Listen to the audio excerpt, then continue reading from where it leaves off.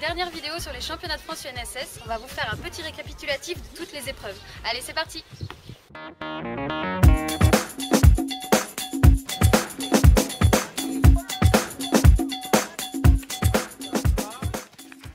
Pour le biathlon athlétique, le stade se présente ainsi, avec un pas de tir à la Sarbacane, une zone de relais, un circuit course et son tour de pénalité, et un circuit fauteuil-Malmarchand et son tour de pénalité. Quand le départ est donné, les coureurs doivent partir sur le circuit course, faire le tour du plot et revenir jusqu'au pas de tir pour tirer à la Sarbacane. Ils tirent 3 flèches avec pour objectif d'en mettre une dans chaque cible. Mais il faut s'appliquer. Chaque cible manquée donne un tour de pénalité. Une fois ces 3 flèches tirées, le coureur repart sur le circuit de course. Mais avant de faire le tour du plot, il effectue son ou ses tours de pénalité s'il a manqué des cibles. Allez, courage! Il peut ensuite revenir vers la zone de relais. Il tape dans la main de son coéquipier qui va à son tour faire la course. Si celui-ci est en fauteuil ou Malmarchand, le déroulement de la course reste le même. Seul le parcours change.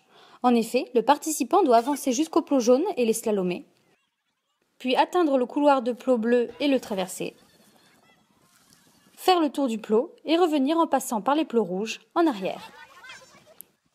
Il va ensuite tirer à la Sarbacane avec les mêmes règles que les autres coureurs et repart pour un deuxième tour. Ici, le tour de pénalité est un couloir dans lequel il faut passer autant de fois que l'on a manqué de cible. Les 6 concurrents d'une équipe font donc le circuit en relais. Mais attention, le dernier relayeur doit être un coureur C0, puisque l'arrivée se fera au bout du parcours de course. Maintenant, vous savez tout, mais n'oubliez pas que l'important, c'est l'esprit d'équipe.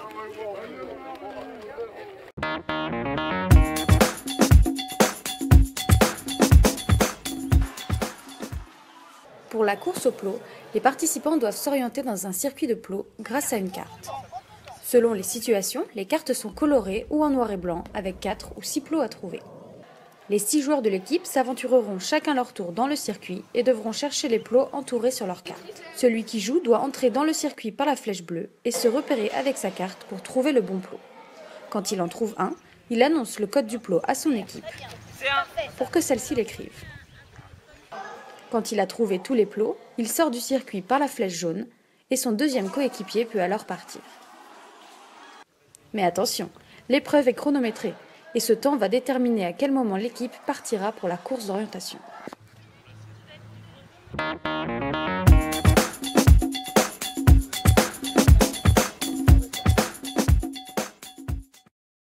Pour la course d'orientation, il y a 15 balises à trouver. L'épreuve se joue par binôme. Une équipe doit donc répartir les balises à chercher entre ces 3 binômes.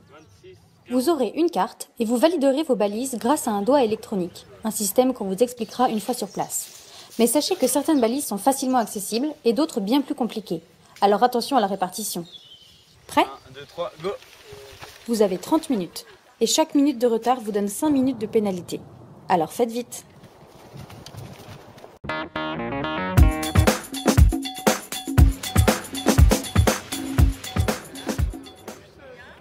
Le biathlon aquatique sépare l'équipe de 6 en 4 nageurs et 2 tireurs à la Sarbacane.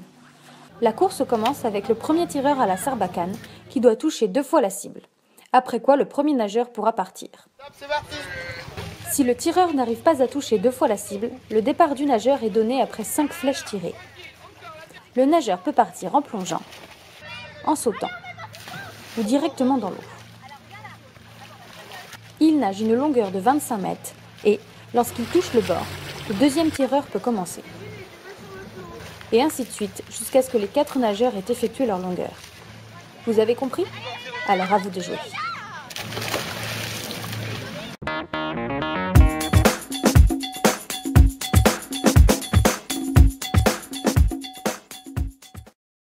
Pour l'épreuve combinée tennis de table boccia, l'équipe est là aussi divisée en 3 binômes. Le premier binôme affronte celui de l'autre équipe dans un match de boccia. Le but est de se rapprocher le plus près possible de la balle blanche. Par exemple, ici 3 points pour les bleus et là 1 point pour les rouges. Quand l'un des 2 binômes obtient 7 points, le match se termine. Puis les deuxièmes binômes s'affrontent dans un match de tennis de table en gardant le score de la manche de boccia. Lorsqu'une équipe atteint 20 points, ce match est terminé. Les derniers binômes rentrent alors en jeu avec le score en cours et s'opposent dans une ultime partie de boccia. La première équipe qui arrive à 28 points remporte l'épreuve. Et maintenant que vous connaissez toutes les règles, il ne nous reste plus qu'à vous souhaiter une bonne compétition. Donc bienvenue et puis bonne chance à tous. Et bien sûr... Rendez-vous